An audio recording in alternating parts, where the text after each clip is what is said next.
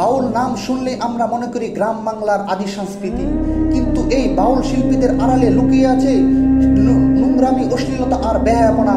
এই বাউল শিল্পীদের বইগুলো যদি আপনি পড়েন তাহলে বুঝতে পারবেন তাদের রীতিনীতিটা কিরকম।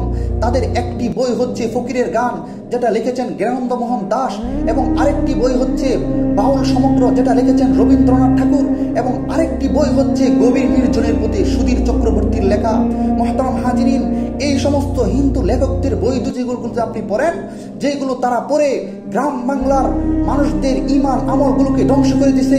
শরমনা গ্রাম বাংলার মানুষদের ইমান আমলগুলোকে তারা কিভাবে শিরিক যুক্ত করেছে। এই বর্তমান সময়ে আবুল সরকার বাউল শিল্পী, ফাউল শিল্পী, যে শিল্পী আল্লাহ তাআলাকে নিয়ে কটূক্তি করেছে, যেই শব্দগুলো কোনো মুসলমানের মুখ দিয়ে বাইর হতে পারে না। শুধু তাই নয়, ইসলামের আরো যেই সমস্ত বিধানগুলো আছে, নামাজ, রোজা, হজ, যাকাত, সমস্ত বিধানগুলোকে নিয়ে তারা কটূক্তি করতেছে। এখনই সময় হলো এই সমস্ত আউল ফাউল বাউলদেরকে বাংলা থেকে বিতাড়িত করা, তাদেরকে সমাজ থেকে বহিষ্কার করে দেওয়া।